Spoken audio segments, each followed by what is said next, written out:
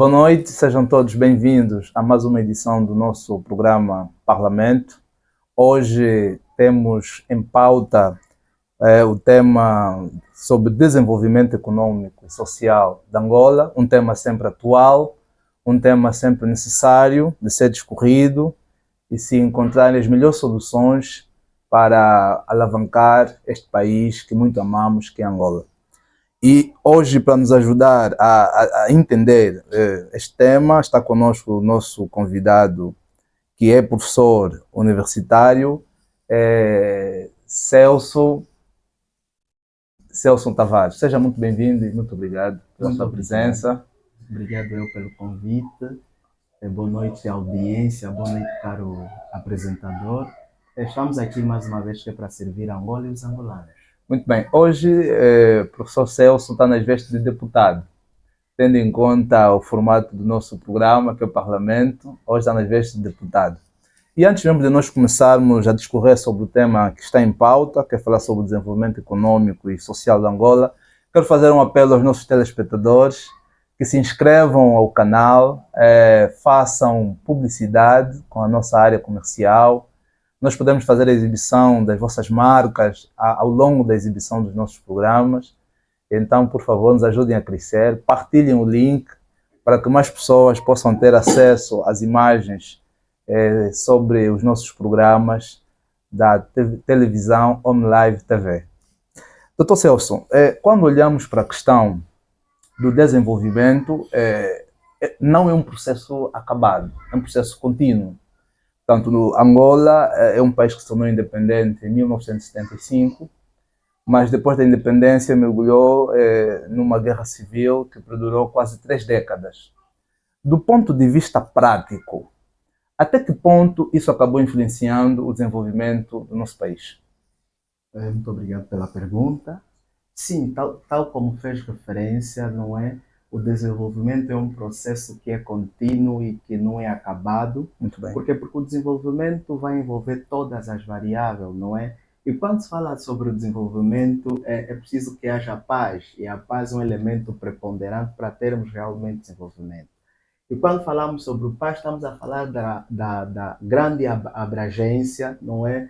É paz social, paz econômica, e sobretudo o calar das armas, não é? Muito bem. E graças a Deus o nosso país hoje encontra-se em paz, porque nós hoje podemos circular pelo território da Angola. Exatamente. À vontade, nós podemos hoje fazer turismo, e o turismo também é um dos grandes impulsionadores do desenvolvimento, não é? Tal conforme a pergunta que me fez, falar sobre desenvolvimento, nós estamos a falar aqui de todo o processo produtivo, todo o processo, não é, que nós realmente precisamos para que maximizamos, quer do ponto de vista da nossa economia, quer do ponto de vista socialmente. Quero aqui descodificar a seguinte ideia. Quando a gente fala sobre desenvolvimento, nós não podemos só pensar num desenvolvimento que traz crescimento econômico, ou um desenvolvimento que só traz lucros, ou um desenvolvimento que só olharmos em crescimento, conforme já diz. Olha, o desenvolvimento ele é um processo que vem culminar crescimento e sustentabilidade. Quando a gente fala sobre um país próspero, desenvolvido, significa que esse país tem políticas sustentáveis, significa que esse país, do ponto de vista de educação, do ponto de vista de socioeconômico, esse país tem índices que realmente mostram a sustentabilidade e a materialização de riqueza. E a guerra por si própria era um dos elementos que impedia com que os angolanos viviam em paz e faziam uso racional das suas riquezas. Porque nós temos que falar sobre desenvolvimento quando nós racionalizarmos as nossas riquezas, ou seja, nós temos um país muito belo, em que temos um país que é rico em termos de mineral, e precisamos realmente que essa riqueza se materializa em desenvolvimento. E eu acredito que se realmente nós, as famílias, as igrejas, cumprirem com o seu real papel, nós teremos uma Angola mais desenvolvida. Porque quando se fala sobre desenvolvimento, muita gente pensa que é só obrigação do próprio governo. Não, o desenvolvimento começa das nossas casas. Eu tenho dito que começa é uma ação casas. Conjuntural. É uma ação conjunta. Exatamente. E deve envolver todos os agentes. Todos os agentes. Quer o partido que governa, quer a oposição, quer as igrejas, quer as famílias. Porque nós não podemos falar sobre desenvolvimento sem o amor ao próximo. Muito bem. Nós não podemos falar sobre desenvolvimento se realmente não termos empatia pelo próximo, se realmente não tivermos... se as famílias não tiverem estruturas, ou se as famílias estiverem desestruturadas, Angola nunca vai ter esse desenvolvimento. Seremos sempre um país em vias. Por mais que tenhamos crescimento econômico ou crescimento social, se as famílias não tiverem estrutura, se as empresas não tiverem estrutura, se as igrejas não cumprirem com o seu papel, nós não teremos uma nação desenvolvida. Muito bem. Do ponto de vista daquilo que é a qualificação, desenvolvimento e crescimento, hoje nós olhamos para o cenário angolano e nós conseguimos, a partir daí, identificar esses dois fatores. Angola é um país que tem muitos recursos naturais, mas 90% das suas exportações estão embasadas ou sustentadas pela questão do petróleo, que também representa 50% daquilo que é o nosso PIB. A questão que eu coloco aqui ao professor Celso: que soluções a gente pode apontar para que o desenvolvimento que é conduzido pelo sistema governamental e político pode ser materializado na vida dos cidadãos? Muito simples, não é? O Executivo tem realmente criado algumas políticas que têm surtido alguns efeitos, mas é preciso fazer mais, não é? Okay. Por exemplo, eu tenho dito o seguinte: é preciso, se queremos realmente ter crescimento e desenvolvimento econômico, precisamos realmente construir uma economia baseada no Kwanza, não é? Muito bem. E construindo uma economia baseada no Kwanza, estamos a falar em potencializar realmente, potencializar os empresários locais, potencializar a nossa economia. Nós precisamos começar a apostar realmente na diversificação da nossa economia. E apostar na diversificação da economia significa que nós precisamos fazer um estudo profundo e potencializar os agentes econômicos para que haja um casamento das políticas públicas, das políticas do Executivo, para que as políticas do Executivo sejam atuantes, sejam ativas, sejam que venham com mais objetividade para trazerem soluções viáveis. Por quê? Porque nós andamos aqui a assistir algumas políticas, quer do Executivo, por exemplo, a diversificação econômica não conseguiu aqui materializar desenvolvimento, porque nós esquecemos, ou nós temos estado a construir uma economia baseada em outras moedas. Nós precisamos, essa é a minha bandeira, construir, pensar e ter uma economia robusta baseada nas condições econômicas da Angola. Caso contrário, nós poderemos ter os recursos aqui e vamos estar sempre a finalizar, ou seja, a exportar os nossos recursos, porque nós não vamos exportar, porque vamos precisar das matérias-primas e nós não vamos conseguir fazer com que os nossos recursos materializam e tragam sustentabilidade, porque caso contrário, Angola será sempre um país em que teremos muitos recursos e não vamos saber tirar proveito se a gente não pensar em materializar os nossos recursos, desenvolver a nossa indústria, desenvolver a nossa agricultura. E não falo que isso é só tarefa do governo. O desenvolvimento da Angola é uma tarefa das universidades. As universidades estão aí para dar resposta às políticas do governo. Por exemplo, fala-se muito da agricultura. E nós sabemos que o nosso país tipicamente tem uma agricultura familiar. Então nós precisamos construir uma cadeia de conhecimento baseada na economia familiar da Angola. Eu posso lhe dar um exemplo, por exemplo, aqui mesmo no Kwanza Sul, na Kibala. O Kibala tem um solo muito fértil. Muito fértil. E vamos ver quantas escolas agrárias temos na província do Kwanza Sul. Temos uma pena. Temos o Ambo também, que tem uma escola. Nós precisamos de mais escolas agrárias, porque nós temos que fazer esse casamento entre o conhecimento teórico e o conhecimento prático. E repito, o conhecimento prático deve ser vivenciado. Nós temos que realmente ir para o campo e materializar, do ponto de vista esse tão dito crescimento e, consequentemente, desenvolvimento. Caso contrário, nós não vamos tirar proveito dos nossos recursos minerais.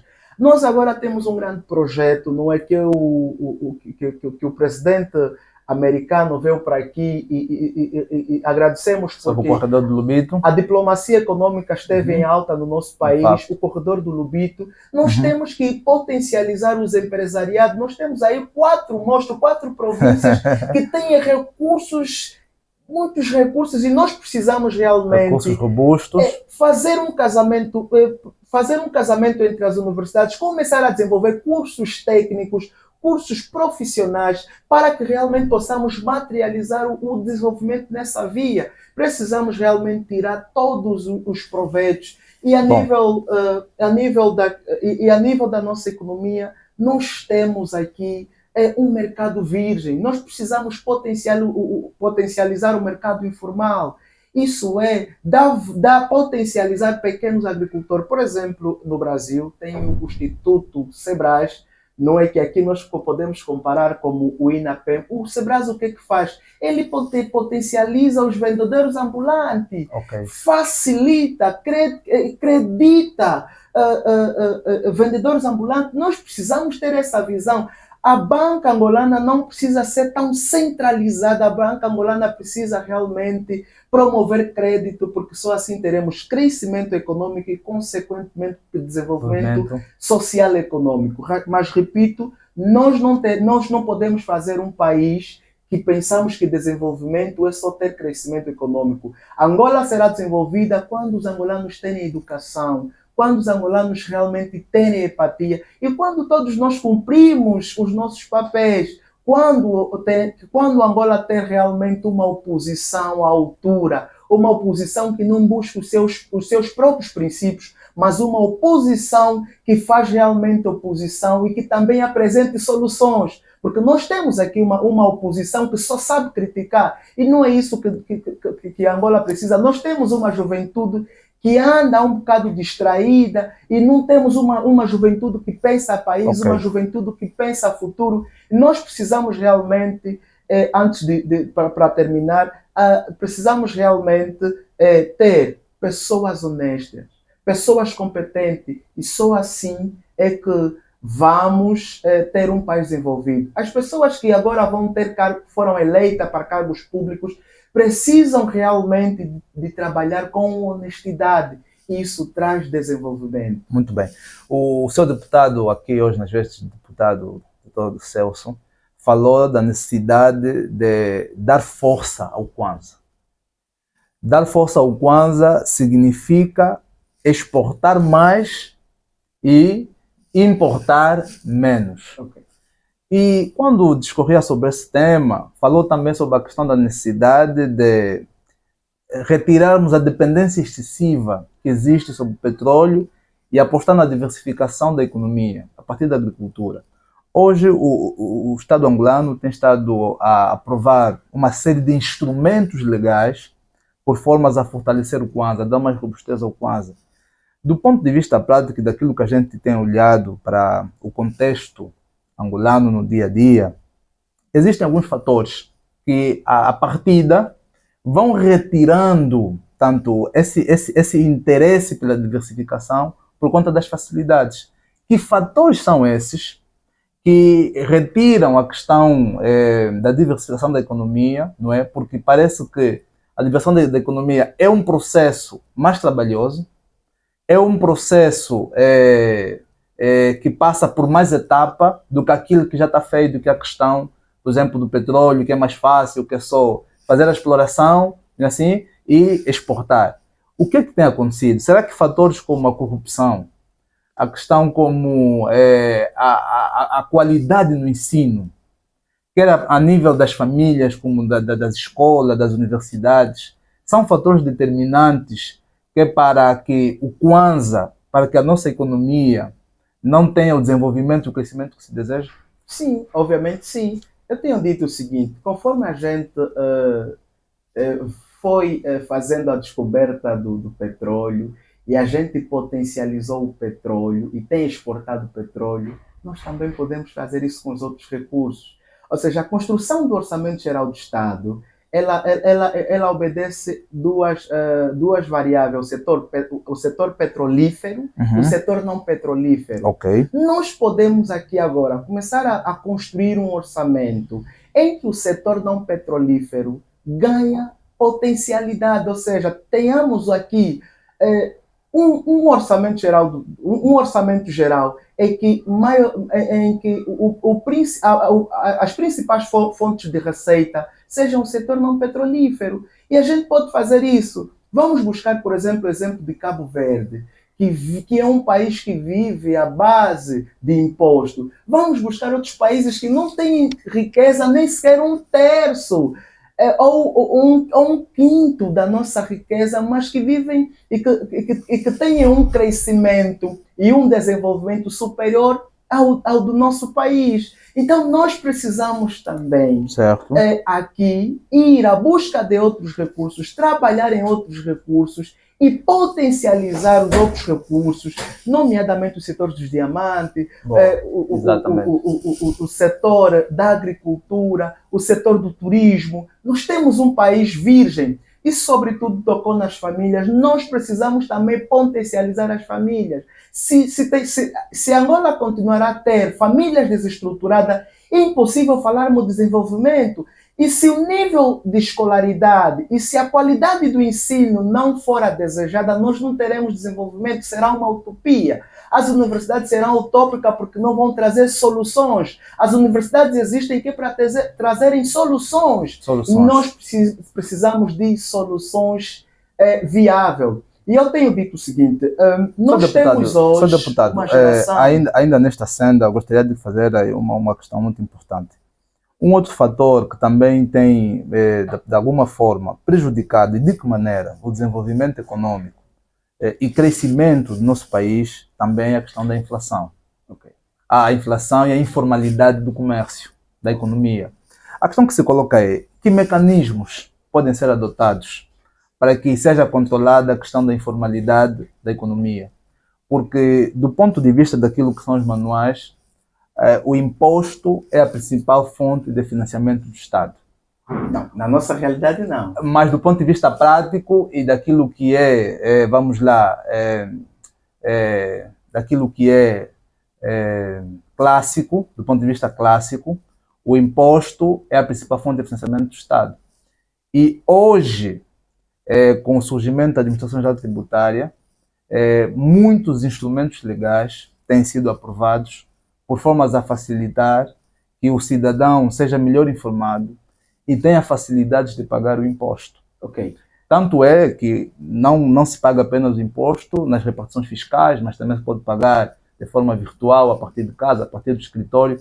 Mas a questão que eu coloco é, que mecanismos podem ser adotados para que seja combatida a informalidade na economia? Ok. A primeira pergunta que me faz, como reduzir a inflação, é simples. Os manuais apontam e nos ensinam o seguinte: a inflação é bloqueada da seguinte forma. Quando há excesso de moeda no mercado, certo. Isso realmente vai atrair a inflação. Quais são os momentos ou os tempos que a gente vê, os dias? Por exemplo, quando a função pública está a pagar, nós assistimos... nós assistimos que o mercado fica inflacionário. Então, exato, significa que há excesso de moeda. Exato. E o Banco Nacional, para tentar contrair ou controlar a inflação, não é, o que é que ele faz? O que é que o Banco Nacional poderia fazer? ele poderia criar o seguinte mecanismo de sustentabilizar a economia e, em vez de atacar a inflação, ou seja, atacar a inflação por via dos preços da cesta básica, porque nós temos ainda em Angola, infelizmente, o Estado é o maior empregador. E isso, o vendedor, ou seja, os players do mercado estão cientes de quando os trabalhadores, eles têm a informação de quando há salário, então inflacionam os produtos. A estabilização, a estabilização macroeconômica seria o caminho. Por outra... E como podemos fazer isso? Eu já disse, não é reduzir o excesso de moeda em circulação. Vou-te dar um exemplo. Nós em Angola temos as quinglas. As quinglas são uma das grandes impulsionadoras que influenciam essa inflação. Porque enquanto nós temos excesso de dinheiro no mercado informal, nós sempre vamos ter inflação. Porque há excesso de moeda e há pessoas que o que é que vai acontecer? Por exemplo, há quem tem o poder de comprar toda a embalagem d'água e há pessoas que só têm o poder de comprar uma garrafa d'água. Então, a pessoa que tem o poder de comprar toda a garrafa d'água, ele vai inflacionar o mercado porque vai comprar toda a embalagem d'água e depois vai comercializar a seu próprio preço. É isso que acontece em Angola. Nós temos o mercado informal a financiar, nós temos o mercado informal a enriquecer pessoas. Essa é a realidade. E se realmente se nós aqui trazermos, conseguimos estabilizar e fazer com que os agentes que trabalham no mercado informal os pagamentos sejam por vias bancárias, penso que essa também seria uma solução. Bom, da banca fazer um casamento com o mercado informal, de modo a formalizar essa atividade, para que realmente termos o nosso sistema financeiro crescente e robusto. Muito bem. Agora, por outra, a questão sobre a corrupção. A corrupção em Angola, infelizmente, ela atingiu um nível sistêmico. E quando a corrupção está num nível sistêmico, significa que ela abrange todas as esferas. Está nos grandes centros, está nos políticos, está nas famílias. Nós tínhamos uma sociedade em que era normal, em que a corrupção era normal. E graças a Deus, o Executivo tem trabalhado, tem criado o mecanismo de combate à corrupção, mas eu quero aqui anunciar que, tal conforme eu disse, que o desenvolvimento é uma cadeia que precisa. Angola só vai desenvolver se realmente a gente, cada um no seu trabalho, cada um naquilo que faz, colocar a mão e trabalhar com honestidade. E este também é o problema da corrupção. Nós precisamos realmente, eu tenho dito assim, a título de muita seriedade e não de brincadeira, que nós temos que ter as cadeiras de patriotismo. Assim estaremos a combater a corrupção e assim estaremos realmente se comprometam em desenvolver esse país, porque quem vai desenvolver Angola não são os brasileiros, não são os portugueses. É o capital humano nacional. Quem vai desenvolver Angola é o capital humano e que precisa ser potencializado e valorizado. Então, as políticas públicas do Executivo devem casalar e favorecer a competência dos angolanos, porque os angolanos nós conhecemos muitos angolanos comprometidos com a pátria e competentes. E esses angolanos precisam realmente de terem oportunidade para poderem mostrar o seu potencial. Então, falar de desenvolvimento, precisamos realmente atacar a corrupção moderna, a corrupção em grande escala, em pequena escala, a baixa. Não é, nós chegamos até nível, vou entrar um bocado na família, deixa-me só dar esse exemplo. Exato. Em que um pai, para mandar um filho, tem que dar dinheiro. Tem que dar algum agrado. Tem que dar algum agrado. Okay. Isso mostra realmente a desestruturação das nossas famílias. Nós precisamos construir. Por isso é que eu disse que o desenvolvimento é esse casamento de todas as variáveis que existem em Angola. Okay. O que acontece? As pessoas que realmente... por exemplo, a pessoa que vai varrer, que trabalha, desculpa a publicidade, na Elisal, tem que se sentir comprometida, deve ver o serviço da Elisal como um serviço de amor à pátria, como aquele que joga pela seleção. Nós temos que ter esse sentido de patriotismo, assim conforme o militar vai à guerra defender o nosso país. Do cumprimento do dever, porque Angola precisa dos angolanos e são os angolanos que vão desenvolver Angola. Muito bem. Essa questão que há pouco tempo o senhor deputado falou da ação, a questão, por exemplo, que nós temos também da corrupção e também há pouco tempo falou, ajuda-me por favor, a economia informal. Okay. Não pode ser corrigida com a questão do aumento do mecanismo de fiscalização, porque se nós tivéssemos mais fiscalização, íamos corrigir a questão da circulação monetária que está fora do sistema bancário e dessa forma nós poderíamos controlar a questão da inflação. Ali, será que é uma questão da sociedade civil, dos cidadãos, ou uma questão de controle do próprio governo? É uma situação que eu vou usar aqui duas variáveis, de educação e de caráter. Porque o Estado angolano tem criado um mecanismo de fiscalizar. Mas o que acontece é que a corrupção está enraizada em muitos que fiscalizam. Então, ou seja, é mesmo dentro das instituições onde parte a corrupção. Onde parte a corrupção, obviamente, sim.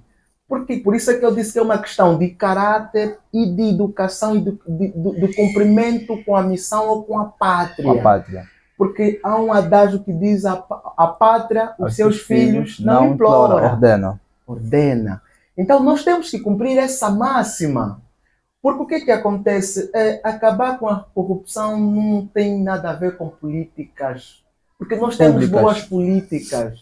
Nós precisamos realmente de homens com caráter. Não, mas o Estado tem um poder de autoridade, da questão da coercibilidade. Já mostrou que há pouco tempo, só combater com códigos penais não funciona. Mas funciona também. Por isso é que existem as leis, para que haja coexistência pacífica. Não estou a revogar as leis, nem estou a dizer que as leis são más. Só estou a dizer que a questão, porque em todos os países há corrupção. Okay. Mas nós, se vermos o nível de educação de alguns países, não é? Por exemplo, há países que tu podes dormir com a porta aberta. E eles não têm muita necessidade de policiamento porque os cidadãos são muito educados. Por conta do índice que eu também cria. E o desenvolvimento humano também precisa de ser bem pago. Não é admissível a pessoa que vai fiscalizar, não é fiscalizar milhões e milhões, não é e ganhar mal. Nós precisamos aqui também melhorar muitos aspectos. Pese embora que eu disse que é uma questão de caráter, claro, que é uma questão de educação. Essencialmente isso. Então nós precisamos realmente de ter esse nível de desenvolvimento humano. Bom, o combate à informalização da economia, da corrupção, a questão da educação e da instrução correta, não é? Acabam sendo fatores de desenvolvimento. Mas também há pouco tempo o senhor deputado falou que quanto maior for a circulação de dinheiro, aumenta também a questão da inflação. Hoje no nosso país... O excesso de moeda exatamente, aumenta a questão da inflacionária dos preços. Hoje no nosso país nós temos instrumentos legais que ajudam a controlar essa tendência. Nós temos, por exemplo, a questão da Lei 37/20, que é a lei de preços vigiados. Essa lei existe desde 2020 e ela traz uma série de produtos da cesta básica que são com preços vigiados. Ou seja, não se pode taxar acima daquilo que está previsto pelo próprio BNE e o Ministério das Finanças. A questão que eu coloco não tem havido ineficácia no cumprimento desses diplomas? Será que é apenas uma... Precisa haver regularização? E quem faz essa regularização, no fundo, é o Estado através do seu poder de autoridade. O que tem a dizer em relação a isso? Temos, por exemplo, a CMC regula o mercado de capitais. Muito bem. O BNA regula o mercado monetário. E o Ministério... o Ministério das Finanças regula o mercado financeiro, não é? Então, nós temos ainda, infelizmente, alguma fragilidade, não é, nas áreas de regulação. Exatamente. Nós temos muita fragilidade, é isso que estamos aqui a reconhecer. Os operadores conseguem realmente fugir àquilo que são os órgãos, aqueles que são os órgãos os regulamentos, quer da própria Arceg, quer do próprio o aumento das penas, e que realmente os atuam de forma eficaz. Mas quando nós falamos também sobre desenvolvimento, fazer aqui um estudo, os africanos, por sua vez, o que mais internacional, não é? Porque eu vejo que o angolano é mais angolano quando vai em Portugal, quer vestir, não valoriza é? mais a cultura. Valoriza mais a cultura. É preciso também que a gente volte às nossas ancestralidades. É preciso que a gente olhe para a nossa cultura como identidade. Só assim também teremos um desenvolvimento. Por que eu digo isso? Porque, infelizmente, eu tenho acompanhado que a África está desligada da sua cultura. A África, sim. Da educação familiar. Exatamente. E da própria construção do ensino também, quer do ensino, estamos a estudar outros autores, estamos a conhecer outras culturas. Esse desenvolvimento cultural, potencializar a nossa psicologia, a nossa forma, porque, tal conforme eu disse, somos paz duradoura. Também entre angolanos teremos a capacidade de trazer desenvolvimento. Isso, o desenvolvimento que um país é desenvolvido quando há esse confronto de ideia, quando cada um aceitar a ideia do outro, quando cada um aceitar a música do outro, o modo de vida, cada um aceitar que realmente nós somos desenvolver Angola. Então nós precisamos também insistir hábitos e costumes. Nacional, que é a Lei 152/24, de 17 de julho. Essa lei, ela, no essencial, ela vem taxar o salário mínimo nacional a 100, mas para as pequenas empresas, as microempresas, as startups, começam com 50 mil. A minha questão é, do ponto de vista prático, dinheiro, e será que resolve o problema social das famílias? Será que se resolve o problema social com aumento de salário ou com controle de compra? Porque no fundo é o que a inflação provoca. Exatamente. Eu acho que nós estamos a viver esse momento, não é? Estamos, por sua vez, não é? Acarreta custos elevados. Nosso salário a gente não consegue comprar.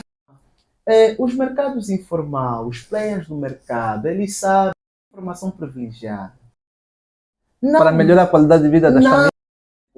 Nós precisamos ter uma economia sustentabilizar-se por si próprio. Exatamente. Porque nós temos que é muito atingida por choques externos. Choques externos. Obviamente que o aumento dos preços não é culpa do governo, não é culpa do governo. Da especulação dos investidores, dos comerciantes. Não, é assim, nós temos uma economia que é muito atingida por choques externos. Nós temos guerra. Do ponto de vista macroeconômico, tem que começar a construir, a apostar no turismo. Porque Angola tem um potencial grande no setor do turismo. De fato. Se apostarmos na nossa educação, e quando falo na aposta do setor social, a educação, nós temos que ter uma saúde que produz. Temos que ter uma educação que produz. Por exemplo... Aliás, é a partir das academias, que nascem soluções de desenvolvimento, startup, de sustentabilidade. De sustentabilidade. Então, nós precisamos olhar para de políticas públicas capazes de trazer sustentabilidade, porque nós, em Angola, nós temos a economia verde, a economia azul, precisam realmente trazer esse tão almejado desenvolvimento rica. As suas coisas, porque a maior riqueza da Angola é o seu povo, que possam impressionar, não é no desenvolvimento que precisam ser galvanizados para trazer sustentabilidade da nossa economia. Nós precisamos apostar nisso. Muito bem. Hoje, quando se fala olhar para as outras commodities que o nosso país tem, para além do petróleo, que já falamos aqui ao longo do nosso debate, que é a questão dos minerais, que é a questão, por exemplo, possessão, sobre a sua exploração, sobre os benefícios sociais que as populações abrangidas por esse território devem se beneficiar, mas que muitas das vezes não se beneficiam. Práticas. Hoje existe um debate a nível da academia e não só, de que Angola não é um país rico, é um país que contém riqueza, mas aqui o seu deputado diz que prefere apostar sim. As riquezas da Angola, isso é assim, eu não sou apologista de que haja esse tribalismo de recursos. Não. E os recursos da Angola são para os angolanos e para o desenvolvimento da Angola. De facto. Nós não podemos nós podemos potencializar essas regiões, sim, porque há muitos projetos, não é? Nós podemos ter outras vias de desenvolver, porque as províncias têm orçamento, pese embora... Não, porque, senhor deputado, a questão da exploração tem também um impacto social. A própria lei dos recursos naturais prevê isso, mas só que, do ponto de vista prático, esse impacto social, esse apoio às comunidades locais, muitas vezes não se reflete. E o que é que está em falta? O que é preciso ser feito? Porque a própria lei dos recursos naturais prevê isso, que todo projeto de exploração deve ter um impacto social. Mas é que na prática esse impacto social não se sente. O que é que está em falta? O que eu vejo também nos diplomas é que as províncias são realmente contempladas. Se assim acontece na prática, eu posso dizer que falta vontade política. Aí está. E nós precisamos realmente sair dessa teoria que é para a prática. E realmente as autarquias, não é que é uma das linhas de a gente trazer desenvolvimento local, a desconcentração, não é? Administrativa, é uma das vias realmente que a gente pode aqui agregar para trazermos desenvolvimento. Mas tal conforme eu disse, não é? É preciso também que haja projetos, porque quando a gente vai nessas províncias, os jovens andam muito aquém, não apresentam muitas das vezes projetos. Nós precisamos realmente de apresentar projetos e não esperar só do Estado ou não esperar só dos nossos políticos. É preciso que a gente, nós jovens, conversemos sobre o país, o futuro na Angola e realmente também pensamos aqui em Angola. Mas aqui nós precisamos influenciar, não é, com políticas de sustentabilidade, porque este é o caminho. Por exemplo, eu tenho acompanhado em outros países, a juventude são muito atuante, a juventude são muito exigente. E Angola parece que a juventude começa a ganhar essa maturidade política, não é? Porque a geração 2000 não viu guerra. A geração 2000 é uma geração que ela não viveu os anos de 1970, 75. Do ponto de vista clássico, a guerra não é só a existência de guerra bélica. Pode ser vista de várias formas. Exatamente. Hoje a luta social, o flagelo social, hoje a luta dessa sociedade é o crescimento social. Exatamente. Porque nós hoje temos uma juventude, não é, estudada, intelectual, que não tem oportunidade. Assim as oportunidades são muito poucas. E eu chamo a atenção, primeiro, à juventude, que mostremos projetos com cabeça, troco e membro, e vamos realmente fazer essa negociação com o governo, vamos realmente ser parceiro do governo, trazendo soluções. A juventude é um elemento também de mudança, mas uma mudança cívica. Por outra, chamar a atenção ao governo que dê maior voz e ouvido à juventude. Porque realmente temos muita juventude comprometida e que precisamos realmente... E a juventude... E o censo já demonstrou que Angola é um país jovem.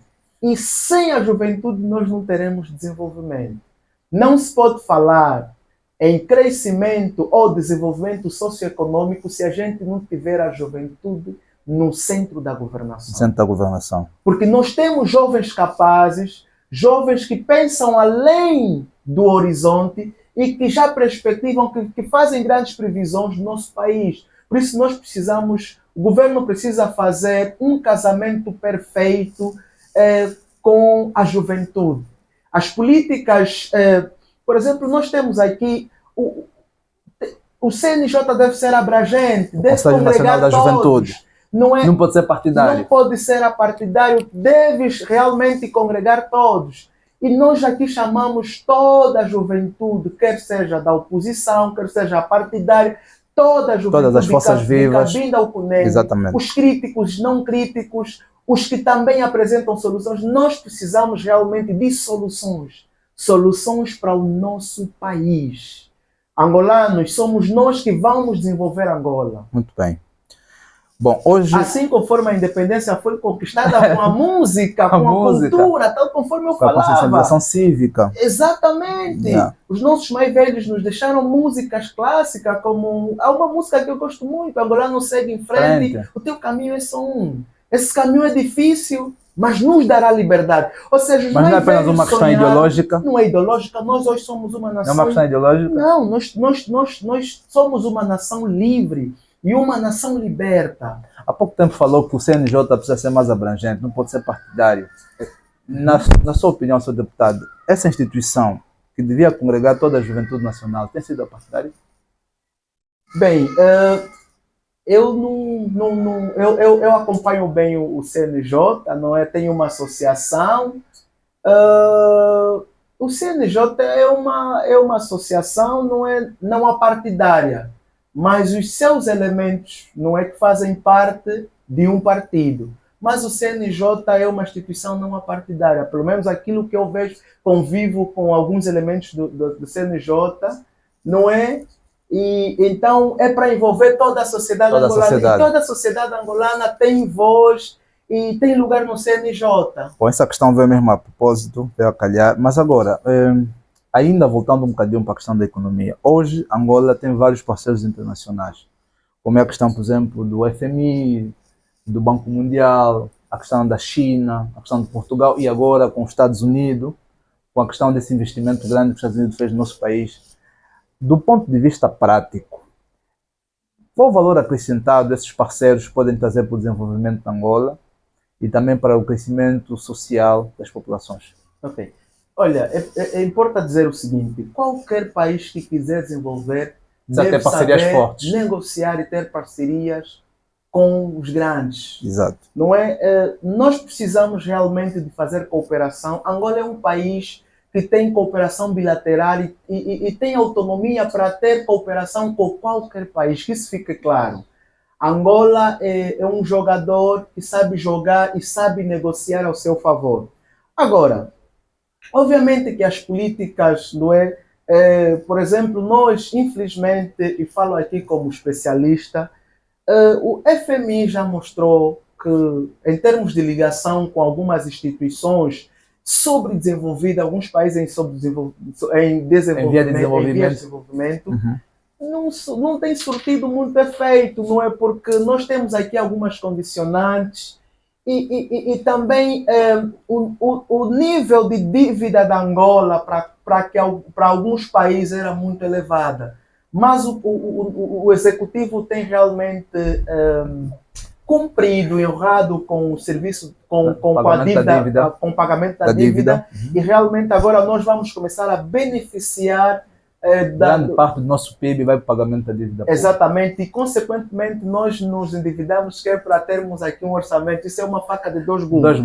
Mas não vamos entrar muito nesse tema. Eu quero dizer o seguinte, nós vamos começar a ter os efeitos.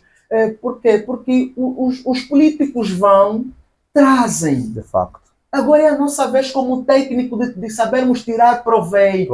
Juventude é a nossa vez de sabermos tirar proveito das políticas que o executivo foi negociar. Quais são os projetos que a juventude tem sobre o caminho de ferro de Benguela? Quais são os projetos que estão aí? Por exemplo, eu vi aqui a Sonangol está a publicitar jovens com ideias inovadoras.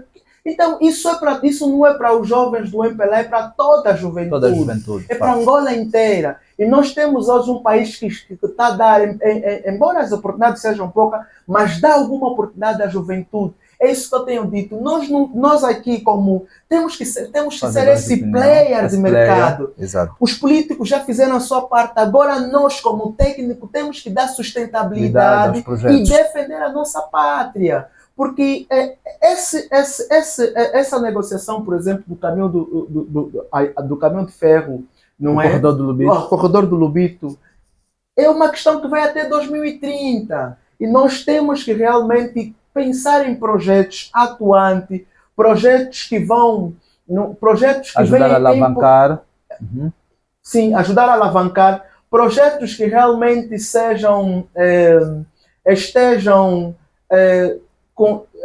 no contexto atual. Nós precisamos disso. Porque só assim nós vamos conseguir desenvolver o nosso país. Porque eu tenho estado a assustar. Não, é que há muita cooperação, mas não há, do ponto de vista resultados. Não, o erro está em nós técnicos. É aproveitar. Porque é preciso que a gente faça a nossa parte. Nós temos que fazer a nossa parte. Porque os políticos já fizeram a sua parte. Nós temos agora é que tirar proveito. Quando nós ouvimos, por exemplo, o Banco Mundial vai financiar projetos em Angola, os jovens não projetam projeto. E, consequentemente, ouvimos que os lugares da SADC, os angolanos não ocupam. Muito bem. Então, nós precisamos ser mais a juventude, mais os angolanos mais ousadas. De facto, precisamos ser mais ousados para aproveitar as oportunidades que temos em relação aos acordos bilaterais e multilaterais que o nosso país vai conquistando. Exatamente. Que caminhos a gente pode apontar para o futuro da Angola do ponto de vista do desenvolvimento econômico e social? Apostar numa educação crítica. É preciso que se trabalhe a crítica na base.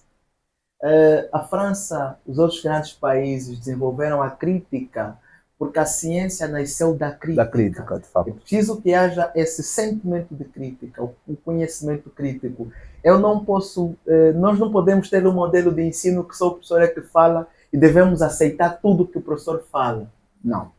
Nós temos que ter esse sentimento de crítica, mas uma crítica construtiva, uma crítica educativa, uma crítica baseada na educação é o que Angola realmente precisa de estabelecer no nosso, para termos desenvolvimento no nosso setor de ensino.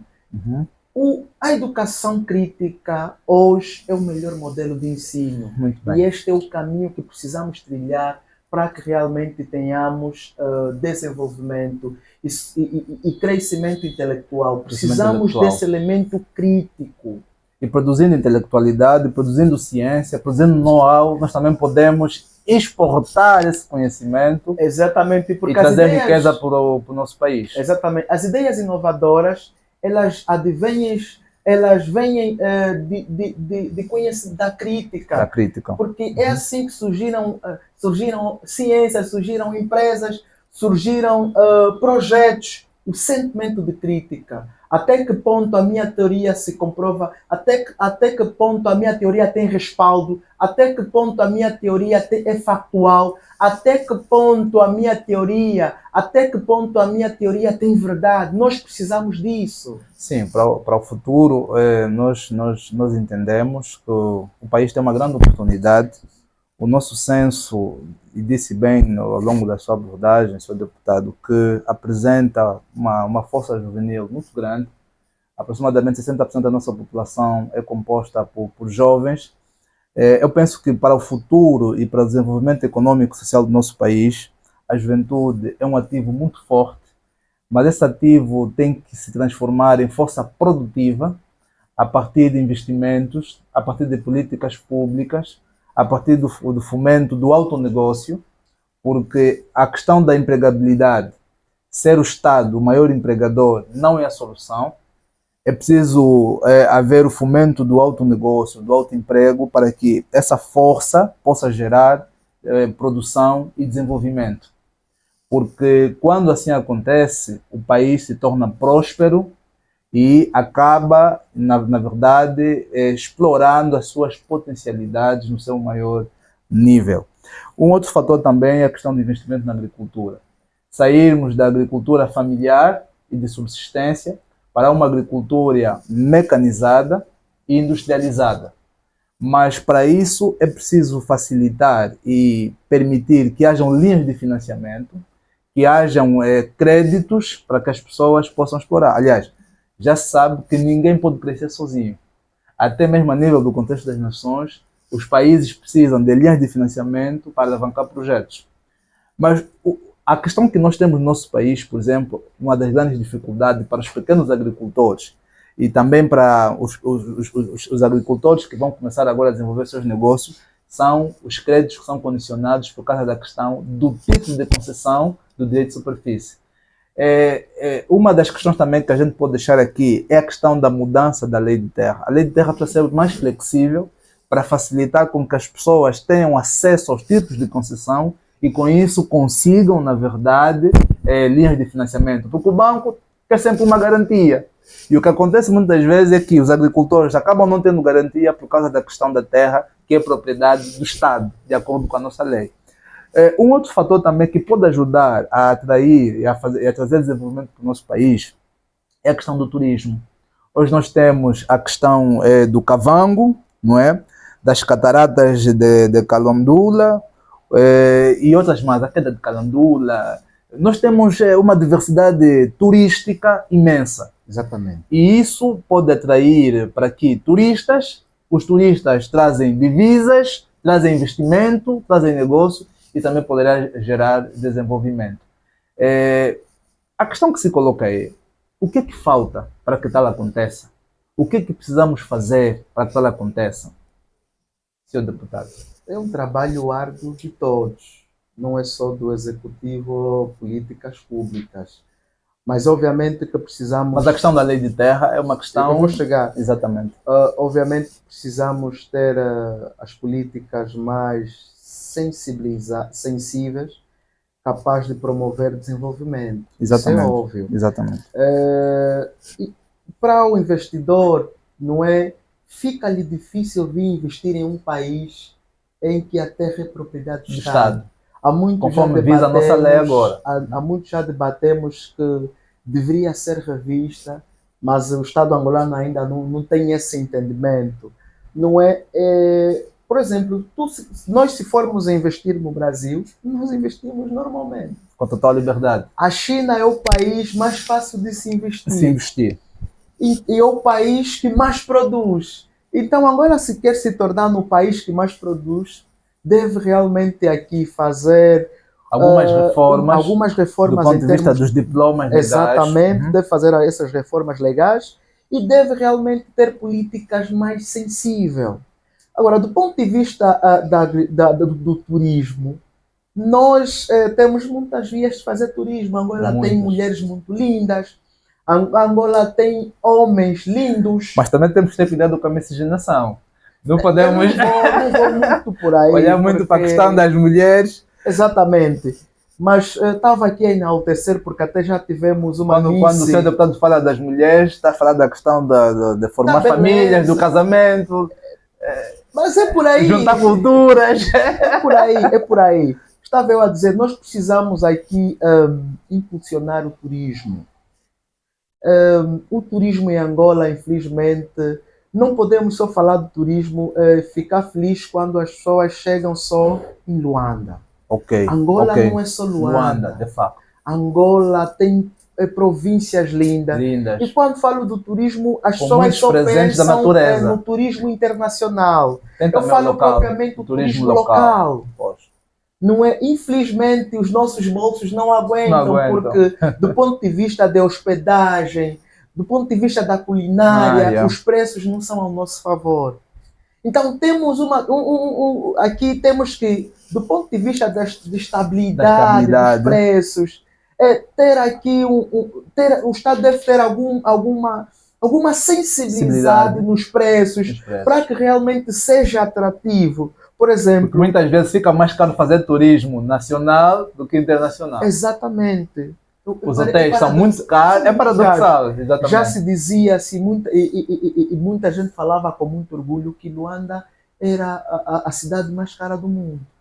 Eu não sei o porquê que construímos essa galáxia, porquê que empoderamos, porquê que adjetivamos dessa forma, mas eu nunca consegui perceber, não é? Mas eu deve ser uma questão de preocupação. Eu encaro realmente, eu encarei, agora já não se fala mais. não é? Graças a Deus. Mas ainda continua sendo uma das cidades mais caras. Não, temos que fazer um estudo aqui de preços, não é? Exato. Eu não gosto de falar sem propriedade. De fato. Mas nós temos que ter muito cuidado com isso. Porque as pessoas iam para fora e vendiam isso. Nós precisamos vender um país, a realidade do nosso país. Por exemplo, passava em termos de publicidade em um canal internacional que vendia uma falsa Angola. Uma falsa Angola. E nós não precisamos disso. Em termos de diplomacia, nós precisamos chamar também aqui a atenção. Os senhores embaixadores precisam realmente fazer um trabalho de diplomacia econômica, promoverem o país. Precisamos de promover o país, porque Angola precisa de investimento privado e investimento internacional. Nós não estamos fechando a porta, nós precisamos também de investimento local.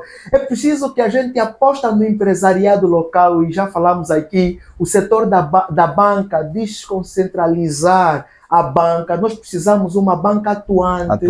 Não é que olha para o contexto angolano e financia a economia. Este é o objetivo da banca. A banca foi criada para financiar a economia e não para fazer negócio com o Estado.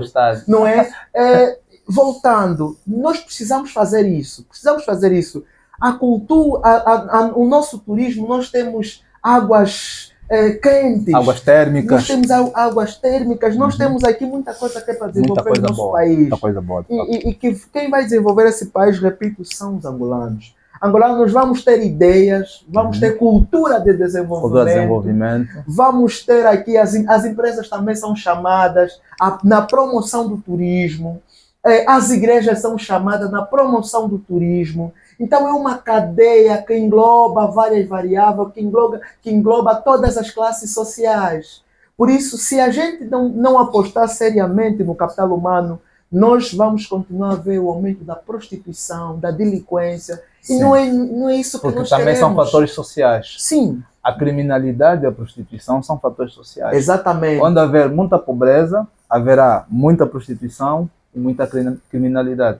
Por isso, Sr. Deputado, é fundamental que, mais do que haver vontade das famílias, haver vontade da juventude, haja, na verdade, investimento nesse setor, no setor da instrução, no setor da educação, no setor da diversificação e dos microcréditos, para que a juventude consiga se autossustentar a partir de negócios. Exatamente. Porque se não haver isso, por mais boa vontade que as pessoas tenham, por mais boa vontade nós que os profissionais tenham, que continuar a bater nessa tecla. Exatamente. Porque diz que água mole, pedra dura, tanto bate e nós vamos bater e vamos furar. Isso, e nós vamos bater e vamos furar. Hoje, por exemplo, nós vivemos em Angola um problema em que muitos anciãos, muitas pessoas de idade avançada, acabam caindo na indigência, sem ter o que comer, sem ter o que se sustentar. Porque o sistema de proteção social tem falhado. E quando eu falei que o imposto é a principal fonte de sustentabilidade do Estado, eu entendo, e por conta daquilo que por conta daquilo que são os manuais de direito fiscal e outros mais, porque o imposto não finanças públicas não tem retribuição direta. Não é como a taxa, como é o caso da taxa. A taxa tem uma retribuição direta. A gente paga uma taxa e a gente vai ter um resultado direto. Foi alterado agora para IVM, mas para além do IVM existem outras taxas. Sim. Existem outras taxas. Mas a taxa tem uma contrapartida direta, já o imposto não, serve para sustentar o Estado. Hoje ainda temos no nosso cenário, no nosso país, muitas empresas que não pagam imposto. Hoje nós temos no nosso país muitos trabalhadores que não pagam a proteção social obrigatória. Os empregadores furtam-se disso. Isso não acaba afetando também o desenvolvimento social das pessoas, das próprias famílias? Por isso é que eu disse, obviamente que sim, por isso é que eu disse que a questão do desenvolvimento é conjuntural. É conjuntural. É uma questão de educação, de caráter, e muita gente pensa que é só as políticas públicas que falham. Não. Por exemplo, os agentes econômicos, começando das famílias. As famílias, nós temos que olhar na qualidade de educação que a gente passa para os nossos filhos. Quantos pais sentam à mesa quantos pais comem, quantos pais conversam, quantos pais realmente instruem as suas famílias. Nós vamos contar aos dedos. Por quê? Porque hoje os pais andam tão ocupados no emprego e porque a sociedade é dinâmica, capitalista e precisam realmente de dar de comer os filhos. É uma faca de dois gumes. Isso tem consequência na sociedade. Okay. Então a mudança tem que começar na família. Exatamente. Contexto empresarial. Nós temos aqui muitas empresas que furtam o Estado, que furtam os seus lucros, afugam o fisco. Nós temos isso, não é? E também temos alguns setores do Estado que não fiscalizam bem, que ao fiscalizar param num gabinete e conversam, tomam um café. Então essa é uma questão de consciência pública. Porque quem está aí que é para fazer um trabalho governativo em prol de um país não pode ter essa consciência. Nós precisamos ter uma consciência de cidadania. De servir o povo. Muito bem. De pensar. Nós precisamos ter a nossa geração precisa ter uma consciência de pensar nas próximas gerações. Nós não podemos comprometer as próximas gerações. E se a gente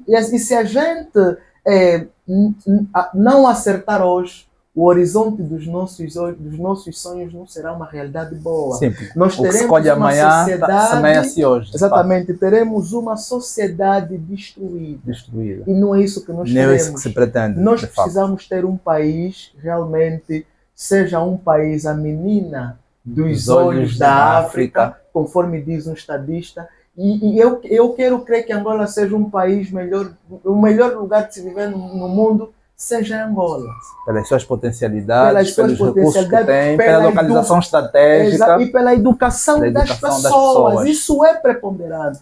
E só assim teremos uma Angola para todos. Uma Angola o engenheiro, o professor, o deputado, o presidente, o ministro, todos eles acabam vindo de uma família. Exatamente. Então, se na família forem passados valores, esses valores vão poder impactar a sociedade onde estão inseridos. Exatamente. E dessa forma nós vamos ter não só o desenvolvimento que se pretende, mas também o crescimento social a nível das famílias, porque vai haver maior distribuição, vai haver maior justiça social, vai haver projetos de sustentabilidade sem o envolvimento da corrupção. Exatamente. Hoje, por exemplo, nós temos a questão do Cuenda, que é um projeto que foi concebido pelo Estado angolano com financiamento do Banco Mundial. Eu sou uma das pessoas que reprovo muito o Cuenda. Em outras oportunidades vamos falar sobre isso. Exatamente. Tal conforme eu disse, os projetos sociais devem ter sustentabilidade. E o Cuenda só que não tem retorno. Não tem então, retorno. Logo... Mas ainda assim, dentro do Cuenda, infelizmente, há um descaminho, mas a vontade do Estado é a proteção dos menos favorecidos. Eu entendo a vontade que aí se quer empregar, mas como técnico eu não posso... Porque não há retribuição. Exatamente. Eu tenho uma outra via que depois vamos falar. Tá bem. Não é uma outra ideia, já que o tempo já se foi. Estamos na reta final do nosso programa. Hoje estamos a falar sobre o crescimento e desenvolvimento social angolano. No essencial, nós vimos que o crescimento e o desenvolvimento está atrelado essencialmente às pessoas, não somente aos recursos, porque são as pessoas que geram desenvolvimento, produção, para que o nosso país possa conhecer dias melhores, as famílias angolanas possam conhecer dias melhores a nível daquilo que é a satisfação e também o índice de desenvolvimento humano das mesmas. Também vimos aqui que é importante apostar na educação, porque a educação é um fator de desenvolvimento muito grande, acaba limando os vícios da aculturação, que muitas das vezes as sociedades acabam sofrendo, porque muitas vezes a questão da importação de culturas alheias acaba corrompendo valores que as famílias têm, e então é fundamental também investir na formação, na educação das famílias, para que nós possamos ter um país que seja igualitário, que seja justo e que as riquezas possam ser equitativas. Exatamente. Muito obrigado. A nossa mensagem é que os nossos telespectadores continuem a seguir o nosso canal, se inscrevam, partilhem ao máximo a informação sobre a AmLive TV que é um canal novo, um canal pioneiro, que precisa crescer e nós precisamos crescer com nossos telespectadores. Bem-aja Angola e muito obrigado aqui ao seu deputado, ao Dr. Celso, por ter aceito o nosso convite. Aqui, que é para servir foi um debate rico e espero que tenha trago valor acrescentado para a literacia do nosso povo. Muito obrigado. Quer deixar alguma mensagem para os nossos telespectadores? Alguma palavra final? Não, é sempre aquilo que eu digo, não é? Angola só precisa de pessoas honestas e façamos Angola desenvolver e crescer. Muito bem. Muito obrigado. Por hoje é tudo e continue ligado ao nosso canal. Vamos então repetir uma máxima daqui do nosso canal, que é sede digital, movemos-nos para o futuro. Então, mas temos que falar em simultâneo. Sede digital, movemos-nos para o futuro. De novo, sede digital, movemos para o futuro. Sede digital, movemos para o futuro. Essa é a máxima e vamos continuar. Muito obrigado. Parabéns.